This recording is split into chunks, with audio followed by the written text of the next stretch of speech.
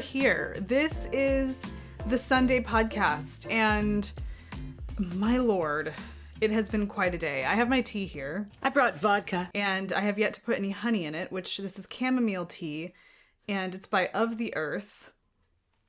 I don't know. It's some of the tea. It's really lovely tea that I put in my orders for Fiber for the People. I have this honey. It's local honey that was given to me as a gift, and I want to try it in my chamomile tea. So I'm enjoying my tea. I haven't even tasted it yet, but I know I'm going to enjoy it. I am very much in a place right now where I need the quiet solitude of my space here and some tea. And I've got yarns all around. I have a project that I want to share with you guys today that has taken me to the brink. And so this is much needed. I love these little honeycomb things that you kind of use to do honey things. I hope you guys are doing well, and I hope you guys have something to work on that can keep you busy for a little bit of time while we're together today. And I ramble on about some various different things.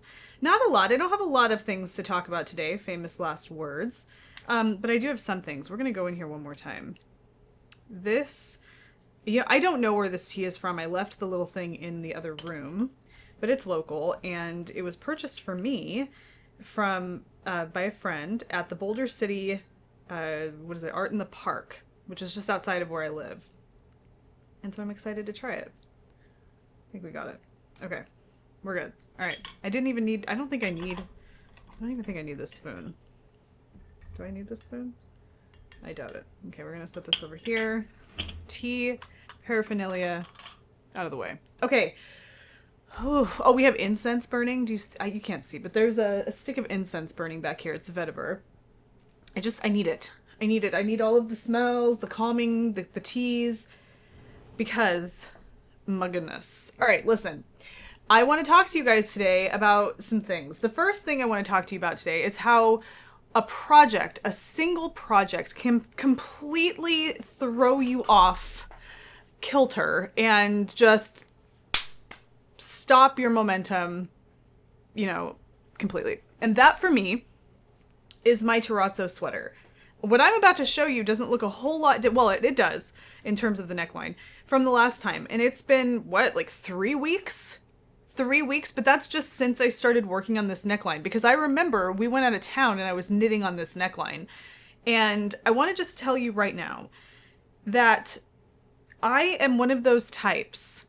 I don't know what type that is, but when there is something that completely just slows my momentum, or maybe I just really don't enjoy doing it, or whatever, it can cause me. And I also think too, there's a little bit of added pressure behind that, because I want to make progress. I want to share this with you so you can see it unfold. It needs to become, I understand slow knitting is fine. I'm all about that, but I mean, this is stopped. This is stopped knitting. This is knitting on pause, because this particular part of this sweater is just so tedious. I can hardly stand it. It just, I don't know. Some of you may love this kind of thing. I do not. Okay, this is my terrazzo sweater by Petite Knit. I decided to knit the sweater. I could put this on Gladys, and perhaps I will, but I decided to knit the sweater to an extent in terms of the body of the sweater, and then I decided to just go ahead and knit the neckline and attach the neckline, because I wanted to see how the sweater was going to look with the neckline on it. And so I went and picked up the stitches to start the neckline. Now, if you've seen a picture of the terrazzo, I'll pop it up for you. You can see that it has a turtle neck line, a pretty deep one, almost like a cowl neck, if you will. So it could be kind of, I'm just going to get Gladys. It's hard for me to show this. I'm gonna grab Gladys. Take you over here. I mean, the incense is lovely, but it is pretty intense in this room. Okay, here's Gladys. There she be. Okay. We're gonna put this on you, Gladys. Let me make sure I know where the front is. Yeah, okay, so the last time I showed, I feel like the last time I showed you I didn't have this much. I know that for a fact because I have worked on it a skosh since the last time we talked, but okay. I decided I wanted to put the neckline onto the sweater because I wanted to just get an idea of how this was going to look. And so I picked up the stitches for the neckline and I started knitting it. It is a knit one, purl one through the back loop for both of those on both sides. So it's knit one, purl one ribbing, but it's all through the back loop. So it's twisted, okay? Twisted rib, but both sides for 8 inches. Now, maybe that doesn't sound like much, but I'm holding 2 strands of yarn together, and one of those strands of yarn is a single ply yarn. And it is the most tedious process that I have experienced in knitting in a very long time. Way more tedious than any cables that I've done. It's just the worst. Take that with a grain of salt. I'm exaggerating. But it's really crummy because oh gosh, it just takes me so long. I haven't used a progress keeper like this one in ages, and I've put it on here because I want some kind of like visual evidence that I'm making progress. And here it is, my progress keeper. And it's taken me so long to even make a single inch of progress. And I know I tend to be a slow knitter, but it's not because like manually like I'm slow. It's just there's lots of things going on around me all the time. Lots of plates spinning. So sometimes I can only work on it for so long before I need to move on to something else. And this has just been, it's too easy for me to become distracted with this. So all of this is to say that if you have plans of knitting this sweater and you find certain techniques tedious, just know this neckline is the most tedious thing I think I have ever done in knitting. Ever. That's an easy thing for me to say. It is really awful. It's beautiful, and I think it's going to be worth maybe the juice is worth the squeeze, because it gives it this like nice, almost like a brioche look. It really is lovely. So there it is, but here's what it essentially will look like. I have an inch left, and I know I could just stop. I could just call it quits and stop and be like, I'm annoyed. I want to stop now. I'm just going to call it at 7 inches and bind off and be done. But I don't want to do that. It's another thing that's going on right now is that I'm being like stubborn, and I don't want to shorten it. I want to go all the way to the pattern's designated length. I'm sorry, my nose is like itchy all of a sudden. And I want to do that.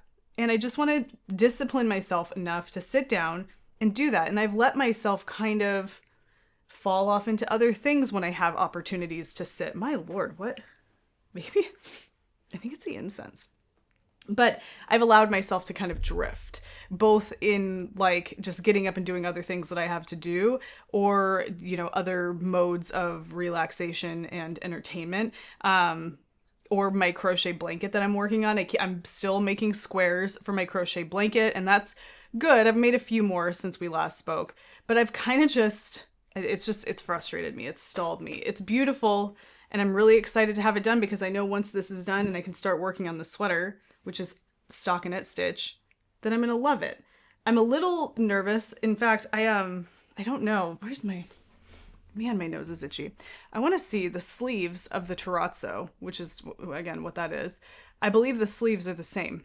Okay, so it says for the body of the sweater, when you get down to the hemline at the bottom, that is 3.5 inches of half twisted rib. So that's knit one through the back loop, purl one, which is a whole nother thing, because knitting one through the back loop for me is not difficult. Purling one through the back loop when you have 2 strands of yarn is difficult, because you tend to split the yarn with the way that you're twisting the stitches. At least I do.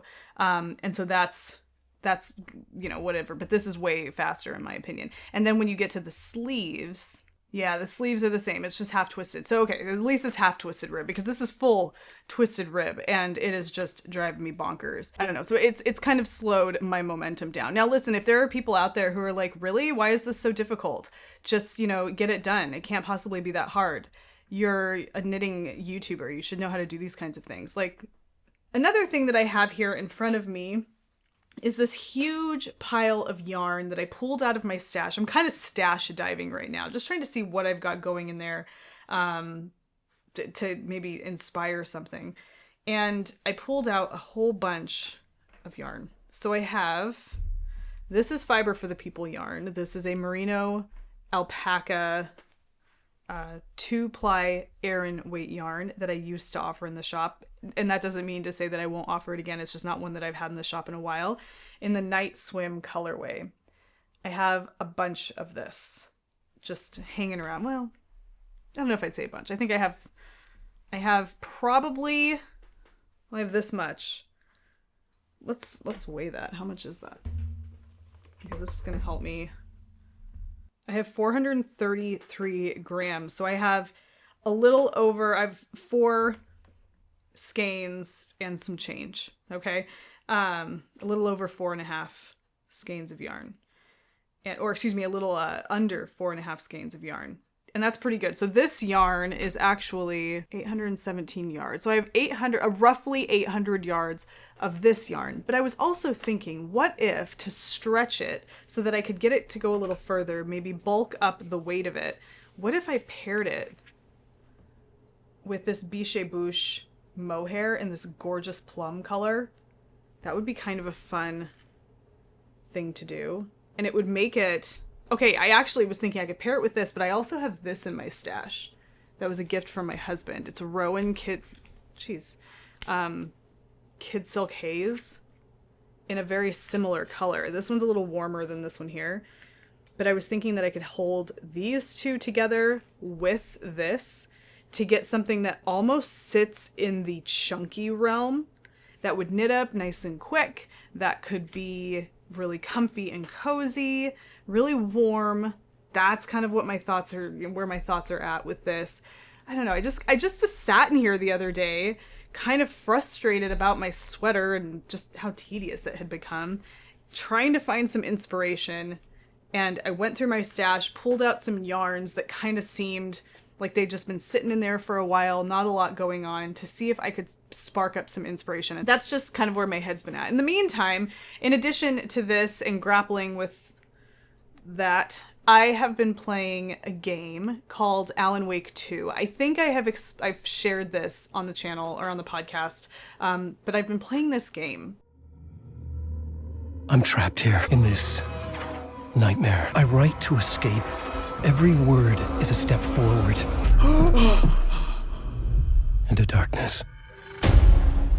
I'm glad you're on this case with me, Anderson. It's right up your alley. The victim was one of their own. FBI Special Agent Robert Nightingale. So you knew Al Victim? Only the rumors. He was chasing a writer. Someone knew they were here. Was playing a game with them. Killer left a message. It's for us. The text is about us. We were all trapped in a horror story. The horror story wanted us dead. It's fantastic. If you've ever watched Twin Peaks or you're a fan of David Lynch, this game you know that this game is very much a nod to Twin Peaks. It has those vibes. It takes place in the Pacific Northwest.